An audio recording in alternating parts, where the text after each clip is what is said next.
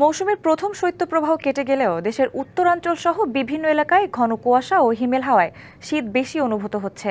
কিশোরগঞ্জের নিকলিতে আজ সর্বনিম্ন তাপমাত্রা রেকর্ড করা হয়েছে 10 ডিগ্রি সেলসিয়াস। অতিরিক্ত ঠান্ডায় খুব প্রয়োজন ছাড়া কাজে বের হচ্ছেন না কেউ। পঞ্চগড় ও ঠাকুরগাঁওয়ে সর্বনিম্ন তাপমাত্রা রেকর্ড করা হয়েছে 12 ডিগ্রি সেলসিয়াস। উত্তরের হিমেল বাতাসে দুর্ভোগ বেড়েছে কয়েকগুণ। পঞ্চগড়ে 3 শতাধিক অসহায় মানুষের মাঝে শীত বস্ত্র বিতরণ করা হয়েছে। শীত থেকে বাঁচতে অনেক মানুষ খড়কুটো জ্বালিয়ে শীত নিবারণ করছে। চুয়াডাঙ্গায় দেখা নেই সূর্যের সর্বনিম্ন তাপমাত্রা 12.8 ডিগ্রি সেলসিয়াস রেকর্ড করা হয়েছে। ঘন কুয়াশায় হেডলাইট জ্বালিয়ে চলাচল করছে যানবাহন।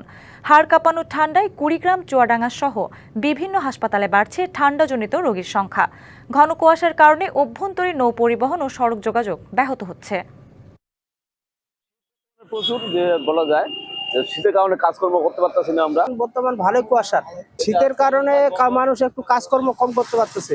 আগেরবারে হয়তো গতবারের অবস্থা ছিল না। শীতের তেলায় মানুষ ঘর থেকে বাড়িতে পারে না। সাধারণ মানুষের খুবই ভোগান্তি। নতুন এবং ফিরে আসা গ্রাহকদের জন্য নগদে চলছে ক্যাশব্যাক সহ প্রতিদিন হাজারো উপহার জেতার সুযোগ। হবে আশা আর ফেরা সারপ্রাইজ সেরা।